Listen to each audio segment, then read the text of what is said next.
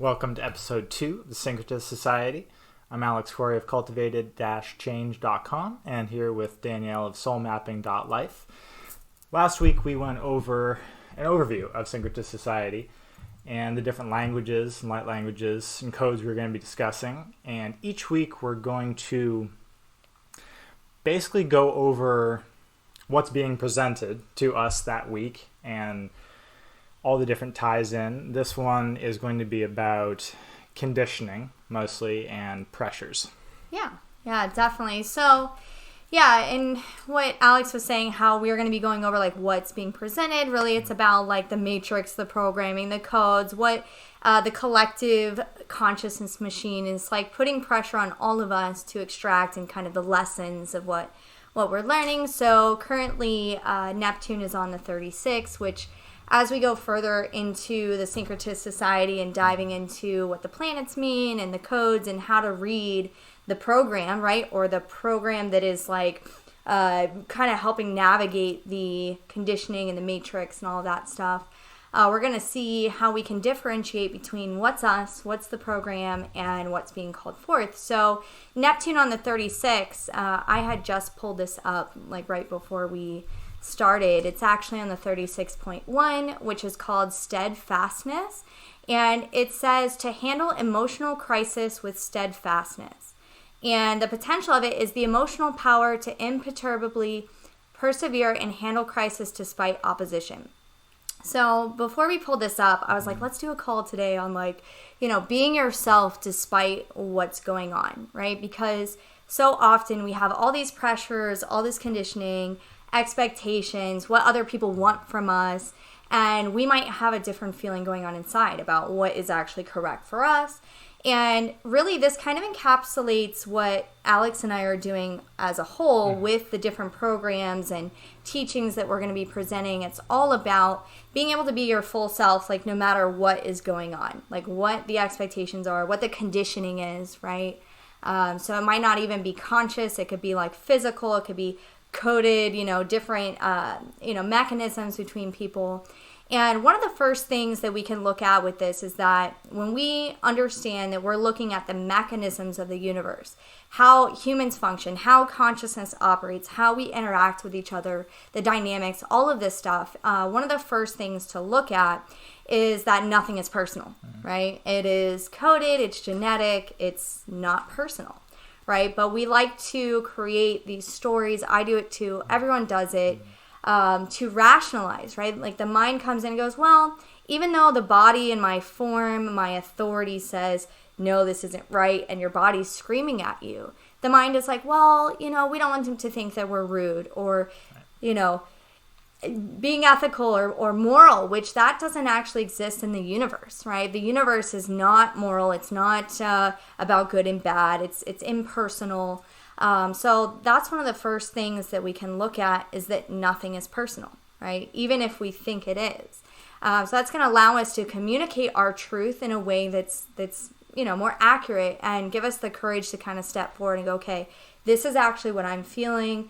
And we can have grace with how we confront things rather than just taking the easy way out and not confronting things or like, okay, it's not that big of a deal. We're just going to let that slide or, the whole group is going this way. So I'm just going to, kind of tag along and go with the conditioning. So that's what we're going to be diving into today and just kind of going more into that.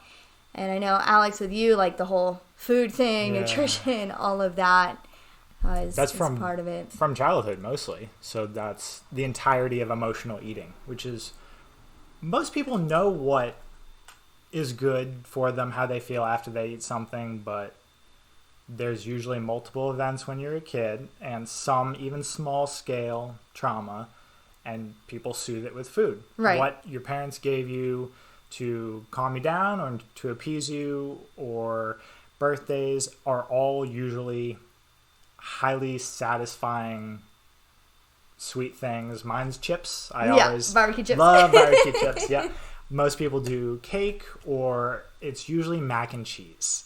And it's because it's that combo. Come on, you were supposed to bring that up. It's the combo of salt, high fat, quick sugar. Cheese. All of it. Yeah. And cheese fills opiate receptors. Right. So that's why cheese is addicting. It's because it's actually addicting. Because it's like amazing. Because it's, it's a biomimicry to opiate, meaning it fills the same receptor even though it's not an opiate. It's like it's not a drug, but it's close enough where it fills the same receptor in your cell. Basically drugs. Yeah, basically drugs. So that's the hardest thing to get over, especially when I'm bringing people. A lot of my recent clients have been having good success with that, which is really lucky on my part, just because I usually requires weeks of intentional deconditioning. Yeah. You have to pay attention to when that triggers. Did you just have a awkward communication with significant other? Did something not go right? And so you're just reaching for quick and easy because you always have? Or most people don't intentionally go for ice cream. They want it if it's been a hard day, or obviously it's cooling if it's been a hot day outside. But if it's not aligned with most people's values whenever they're in a program. So it's interesting for people to start to decouple what's going on whenever they feel that in their brain. Very strange. And people will usually go back to, I remember this was the first time this happened. Or if people are stressed and your cortisol jacks up, that's a fight or flight. So your body wants quick sugar. Right. Like everything goes out the window if you're in a fight or flight. None of your hormones work. Well, your hormones work exactly how they're supposed to, but you're supposed to have that for 5 minutes when you're getting out of situation. But most people have that all day. So it's just something quick, something quick. So to some degree, it's not your fault, but the conditioning makes that happen more than it should. Yeah, exactly. And what we were just talking about too with everything like not being personal, and whether it's food or emotions or any change that is going on in your consciousness or your body and things like that, it's actually all chemical, right? Like everything, even conditioning, we can break that down into a chemical process, a chemical shift that, is activating a different system in your body. And even in human design, they say that food is the number one conditioning factor. So if you're practicing with your strategy and authority, you can practice with food, right? So if someone comes up to you and is like, hey, you got to try this, because it is the number one conditioning factor, we already have that influence of like, oh, it's bonding. It's like, we want to share and connect with this food, which also has a lot to do with the 19, which we've talked about with the mutation coming in and that being cut off. We'll dive in more into that later, but following your authority with the food, right? As it comes in, like, oh, if my body's like, right? But your partner's like, no, come on, try it. That's the hardest thing. Yeah. Yeah. All of the influences are coming. So that's, you might want it from your childhood. So now you have social dynamics in the moment at play. So there's a bunch of pressures depending on what other auras people have. Right. So those are hitting you if there's a penetrating wear around or something like that. Like I have that. So I can pressure people if I want to. Yeah. They feel that pressure on them, as I've come to know.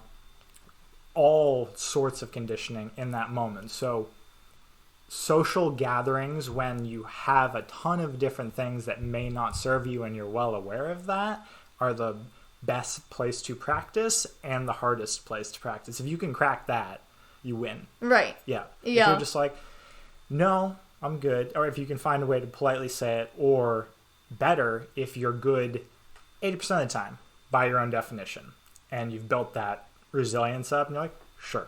Yeah. Right. So if you're just, it's trade-offs. Is it worth it? Maybe in that moment, but the pressure is always there. Yeah, definitely. Yeah. And there's something else like in the human design system that we've kind of talked about. It's called PHS, or primary health system, because human design, again, is a formula. So we follow the strategy and authority that like aligns the vehicle. We look at the not self, or the white areas, which is where all of our wisdom is. We align the psyche, which is how our mind processes the field. And then we fuel and heal the form, right? Or the body. So there's a difference between mind or psyche and brain, right? The physical and then the mental. So in everyone's chart, if your birth time is very accurate, you can see what your PHS is or your primary health system, your variables. So the mac and cheese thing, Sorry.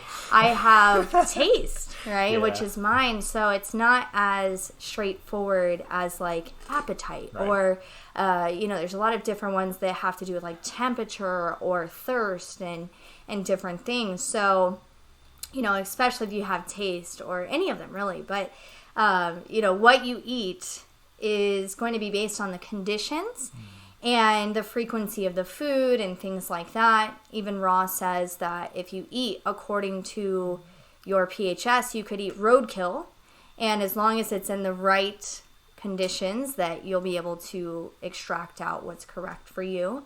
Shane and I were talking yesterday, and he asked this question. He's like, isn't it weird? Like, what is this eating? And like all of us eating and like getting around the table. And it goes back to, back in the day where we'd kill a big animal. Yeah. And it would be like a ritual. Ceremony. Yeah, it would be a ceremony. Yeah. This is even where religion came from. There was a lot to do with like offering to the gods and all of this. And so kind of getting back into understanding even like what the point of all of that is, like why we're eating and trying to eat to fuel the body, which I have not been great at this, lately. It comes in waves. It really does, and I notice like if I'm not exercising, which is also part of my chart. Yep. I have the channel of struggle, the 2838. I also have the 21 in the ego, which is a lot about stamina. It's the heart and the lungs. So for me, I have to actually exercise a lot. Yep. And then with my PHS, I have to sweat, because for me it's all about the lymph, and it's about liquid, lots of salt, and movement in order to move it. So I notice that when I don't do those things, that it all everything kind of just falls off. Yeah. So yeah, it's pretty interesting, but it all does come back to, are you in alignment? Are you in the right space? Are you around the right people? Because just like you were saying a minute ago, the aura types, right? They actually have different circumstances to eat from, right? So they say manifestors, you can pretty much do what you want, basically. Projectors. I wish that was me. That'd be nice. I know. Projectors, it's because most projectors and the way that the aura is it's, taking in and it's penetrating. So for projectors, it's always dependent on who you're around and if they really see the real you, right? That makes a lot of sense. And okay. Yeah. I didn't know that part. And like Alex's PHS, it's a lot about stimulation, but like being very calm. Like he's not supposed to eat when he talks and not supposed to be like really active. Not playing on my phone. Not supposed to have a ton of electronics. Any stimulation. Yeah. Yeah. That's hard to be present with. I don't know anyone that does that unless you're doing it intentionally, because it's kind of just wasted time. Obviously it's not, because you're fueling your body, and most people, I can definitely take 15 or 20 minutes and be with that act, but I don't, because it's 15 or 20 minutes and I could be digesting other information. That's another addiction. But it's harder than it should be. Yeah. Well, it's interesting too, because Richard Rudd, who also studied for a long time under Ra, he's the one that developed the Gene Keys. Richard Rudd developed Gene Keys, which is a whole other system of like the spectrum of consciousness through the codes, right? So human design maps all these codes. But anyways, he coined different terms for the aura types, and the projectors are the digestive life code, right? So I think manifestors are the proactive. I don't remember all of them, but I remember that. And what is digestive life code? Because you're digesting. Oh, I see. Okay. And that's the whole thing with the neutrinos, right? We've talked about this neutrino ocean, how that's what makes all these systems actually work, right? Is understanding that the neutrinos are what are delivering the information, that we're digesting life, right? That's what we're doing. So it's like we need to do the same thing with food, with how we operate, with how we make decisions. And even Ross says there's no choice, which we'll probably do a whole call on that. Yeah. Because it's not even up to us if we can follow any of this.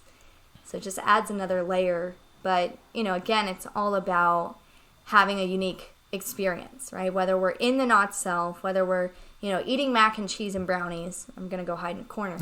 I'm sorry.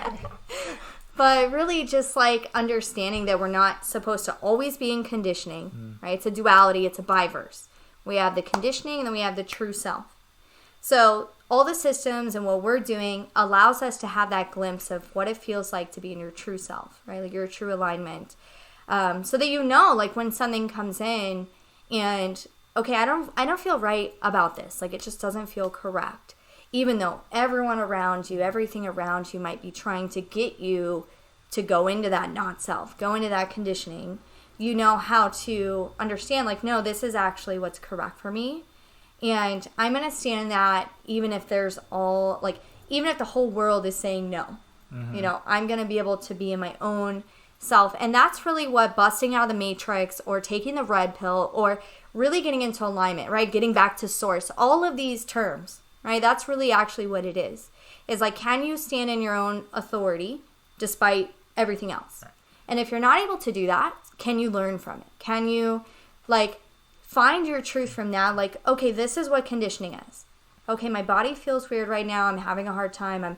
I'm feeling that all this pressure and conditioning, and that then you can analyze, like, why am I not able to speak up for myself right now? And then you can kind of go back into that, and at least the conditioning will teach you. And so the next time, maybe then you'll be able to stand up and realize, oh, it's not that scary. People actually respect me. I'm not going to get as much pushback as I thought. Or even if I do, I can handle it. Yep. Right? It's not going to be the end of the world. Right? You feel better. You feel empowered because you didn't betray yourself. Right? Like you stuck with yourself, and by doing that, you're teaching other people that they can do the same thing. So I find that people respect you more, and because you've respected yourself, right? That's the basis of integrity. Yeah. Right. Yeah. You cannot respect anyone else, or no one else, if they can tell you don't respect yourself and you don't follow through on what you said you were going to do. Yeah. Yeah. That's massive. And that's what self-efficacy is in coaching. It's instilling trust within yourself. So it's, if I set something, the likelihood of knowing how, the probability of me actually being able to follow through. And that's a self thing, and that's sort of the starting point, is if you don't trust yourself because you've set goals in the past. Yeah. And you're just like, I didn't meet those. Getting small wins under your belt to be like, no, I can actually do this, and I will actually do what I say I'm going to, is the starting point. And if you build momentum on that, it happens quickly. Right. And you can start jumping to bigger things. But yeah, integrity in yourself is sort of the foundation of just your faith in yourself. Yeah. Yeah. I mean, I get a lot of that too from people, because that's what strategy and authority gives you, is like how to really trust yourself too, because a lot of people, they're like, well, I don't know if like this is the right decision or that one. And all of us do, even though I've been doing this for 10 years and I, have studied psychology and all of these things to try to know myself and others. There's still moments where it's like, wait, is this the right decision? And it's not always easy, but I always come back to my authority, like, okay, what is my sacral saying, my gut, because I know deep down, right? And a lot of times if we're questioning it, unless you are emotional authority, because you're always going to be questioning it. If you're kind of like, I'm not sure, most of the time it's probably not the right decision, right? It's like, okay, you're in the mind. You're not actually following your body anymore. You're pulling in some sort of facts, logic or emotional story to try to make your decision, or seeking others' advice when you already have the answer inside. Right? It's already there. So all the stuff that we're talking about and what we aim to bring to everyone is how we have learned to navigate that for ourselves, and how to make sure that, like, okay, I know with conviction that what decision I'm making is the correct one for me, right? And it doesn't matter about all these circumstances and all these things, that this is correct, right? Like for me. And to be able to deliver that like gracefully. Yeah. because we're not heartless, okay? You know, of course not. But it's like being able to communicate truthfully and be transparent, be as authentic as possible, even with our faults. And you'll see in the calls, like, trust me, I have a shit ton of faults. I never even know what's going to come out of my mouth fully. Yeah. So I'm going to cuss. I'm going to say stuff that's probably inappropriate, whatever. But, you know, it's just being ourselves and doing the best we can and being able to communicate, which is what the gift is of all of this. So, yeah, we'll be diving deeper into these topics. But for now, you know, the steadfastness, despite the opposing, energies that are coming in, is what the universe or the matrix, the program, is trying to extract out of us, right? Like, there are a lot of opposing things coming in for all of us. And it's really about, like, okay, how can we, despite all of that, be in our truth and persevere and have compassion? Because the shadow is crisis, right? The gift of the 36, because it's the crisis is the inexperience, right? That is the mechanism of what we call the fates. And it's basically comes from expectation, that you entered into something because of desire. The expectations and everything it's all different. And then we enter the fates, right? Which is like, everything is not how I thought it was going to be. And it is the mechanism that builds compassion, and it comes from crisis or the darkening, right? The darkening of the light is the 36, which leads to experience. It leads to being at the top of the mountain, looking forward and going, okay, I climbed that hill of the emotional experience, and now I have compassion because I know what crisis is. So whatever we're dealing with, whatever, opposing things we're dealing with, we can try to deal with it with compassion for ourselves and for the other, and say, hey, I haven't been in this experience before. Right. I'm trying to navigate it. It's a lot for me too, but this is what my truth is. Thanks for respecting that. And from a purely utilitarian standpoint, it's kind of a form of self-loathing. So just people are extremely hard on themselves. Yeah. It's not helpful. It's just not useful moving forward. So it's a lesson learned, and that's all life is just lessons learned. And Jordan Peterson, if you try to decipher sort of some of the fundamental elements that we have, like memory. So if you're a neuroscientist or anyone, you're like, what's the point of memory? It's a silly question to hear, but from a, like, you only have a finite amount of gray matter in your brain sort of space, it's to extract anything that didn't help you die. So if you went through some serious trauma in your childhood or whenever, you had a pretty intense experience that's still there and dragging you back into the past, what is the point of that? Like, it's not helping you now, except his theory is you haven't extracted everything out of that you could have to help you move forward. And once you do, it doesn't hold power over you. So it's...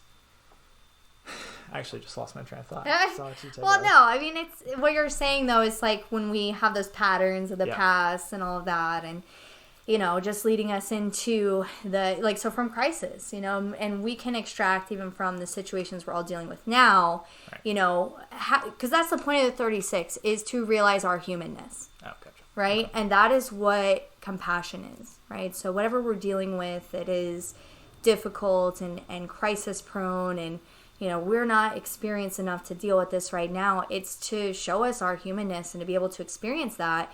And we call this in human design the experiential way. And kind of like what you were saying, how the memory is to help us to survive and to move forward. This pathway is a lot about, like, if we ate mushrooms, right? And we saw, okay, this animal ate that mushroom and then they died. You know, we remember that. And it's like, don't eat that one, right? These are good, not those. So that's what we call the experiential way, and it's what leads to human progress, right? Like, to move through an emotional experience, right? To have all these different situations that we can all go through and enrich our lives and all of that. But yeah, it's a darkening of the light right now, you know, in a lot of ways. And so whatever you're dealing with, you know, try to find the compassion within and compassion for yourself and for others, but still seeing your truth, right? I don't know if I was telling you this, but it might have been Amber that I was talking to, but we were talking about this time right now, and I was like, yeah, I'm getting a lot of lessons about, sticking into my truth no matter what, and so the way that I deal with it is through this, right? Like, I'm like, okay, just be more transparent, be more authentic. What are the lessons? What are the teachings? And that's how I process. Yeah. Communication. What's the best way to process is just extract anything. And it's happening very quickly right now. Like every week seems it's almost heavy. April. Right. What the heck? Weeks are just loaded with information and struggle and things we have to work through on a daily basis. Yeah. Yeah, I don't know anyone that's not in varying levels of turmoil where if you're on the outside, it's a little easier to see the lessons. You're just like, oh, when you come out of that, I'll be very interested to see how that changes. Yeah. You. And there's some ginormous shifts in people, and other people just depending on the layers that are hitting them and all the different pressures, if that's from their family, if that's from people at work, if that's from their environment, that's not getting a lot of sleep. So just all these layers eating. It's interesting to see resilience come from people and how they utilize. Some people are really good at picking that up, just useful information and just thinking about the next day and moving it. And that's what people tend to do, what I have to do whenever it's heavy like that. Shorten time. Just next hour, next night, next day. Like long-term one little time step at a doesn't time. exist, right? Yeah. If you're in the shadow, it's make it through whatever foreseeable time frame you can, and then morning is always better for me, at least. Yeah. Like if I can make it to the morning, I have a full energy. Yeah. Thankfully. Yeah, and I think that, with the mutation coming in, like the 2027, moving to the cross of the sleeping phoenix, that we are in that process of where we're going to have to be in the now. Like you're saying, like we can't necessarily like kind of take the energy of the now and project it like all the way into the future. It's like everything's kind of forcing us to kind of like look what's in your hands. Right. Like just like what do you have on your plate right now, and like dealing with that. With the cross of the sleeping phoenix, which is a global cycle, right? The background field, the turning of the wheel is happening. The 2034 is what is going to be part of the channel. The 2034 is the channel of charisma. And when we look at the manifesting generators channel, right, connects the sacral up to the throat, and that is part of the sleeping phoenix, is being busy in the now. Right. And that's one of the channels of the cross, right, of that time, of the ocean. That background energy is going to be there constantly. It's like, okay, I'm busy in the now, busy in the now, busy in the now. And that's like what's coming. Right now we're in the cross of planning. Planning is not in the now. It's like, okay, we developed all these school systems, education, food, health, governments, structures of life, how we have water, how we communicate, the internet, all these things since 1781, when Neptune was discovered by William Herschel, which by the way was yesterday when it was discovered, really? But in 1781. Okay. So it's like that whole period that we're in now is all about that, right? The planning. And we're at the very end of that. Like when you zoom out of time, you can see like that shift is coming very quickly. And we've talked about this, how this darkening of the light, the darkening. And this is why we have this information now to be able to process it. So it's not just like being overcome by darkness. Yeah, just a wave all at once. Yeah. Yeah. Yeah. And I think it was in the last call I said that mantra, that quote that I was saying about the 61 and the 60, because that's where Pluto is right now, about energy mutation and adaptation to constraint. Yes. So it's like the energy has to adapt to all the limitation and constraint and not be overcome by the darkness. So for the type of person who is highly anxious, say, and just planning is what they do, what is, and this is probably different per person or per type, how can you be busy or focus on the present when you're conditioned to plan all the time? Okay, so what I've realized for myself when it comes to your question about planning and all of that, because I'm a far left, you're a quad right. So left energy, is all about like logic and planning and being active, and the right is passive and creative, receptive, just taking everything in. Which is everything that I have never done. Yeah. Which is why it's very hard to slowly be with that and acknowledge that. Yeah, be the soup. Yep. It's really hard. So what I've realized for myself being a sacral generator is, and especially when we talk about strategy and authority, all this stuff, all the numbers, like get rid of all that. What I've really realized is when you come down to it at the end of the day is your energy signature. So generators, satisfaction. Projectors is success. Manifestors is peace. Reflectors is surprise, right? So what has come through for me is like literally just honing in to that energy. So for projectors, rather than planning, follow the success in guiding others moment to moment. Like where is that? Where is that success in being able to relay your channels, your gifts, you being a self-projected projector? For me, I'm trying to follow my satisfaction all day, right? Like, okay, I'm meeting a frustration or I'm meeting a resistance. Don't necessarily do much, but just like look at it and learn, right? Because it's through the distortion, the conditioning, which conditioning is not bad, but that's how we learn what our truth is, right? We can't see the light if we don't know where the darkness is. It's just all one thing, right? So following your energy signature of your aura and then using that strategy and authority to know how to get there. But that to me is like the truth of your authority is following your energy signature. So, I play pool, play piano, garden, play with the puppies, like do my work. Yeah. And it builds my energy, right? Yeah, so, that would all drain me. Yeah. It does. So whatever your success is with others, as a projector, that's what you follow to know your direction, right? And for you as a self-projected projector, it's like through your spontaneous communication that you hear like, okay, yeah, this feels correct for me, right? And these people around me recognize me. These people don't really recognize my gifts. Yep. And I'll feel my voice, since I'm now paying attention, get a little shaky. And I was like, ooh, I don't like that. You're right. Or the weird one, I think this is also a Jordan Peterson thing, where the challenge is to not say anything that you know to be untrue in a day. Yeah. Which is the most difficult thing I've ever done. It's not necessarily a lie. It's just, do I actually know that? Or am I pulling it from somewhere and spouting it? And that's not fun. Yeah. Because before you actually say anything, you're like, I'm not sure that that's true. You're right. I'm pulling that from someone I heard, like a second source or a third source. So it's been weird just listening to myself over the last year even, where I have to stop myself a lot. So it's like, I don't know where that came from. Right. So awkward. Yeah, that's interesting.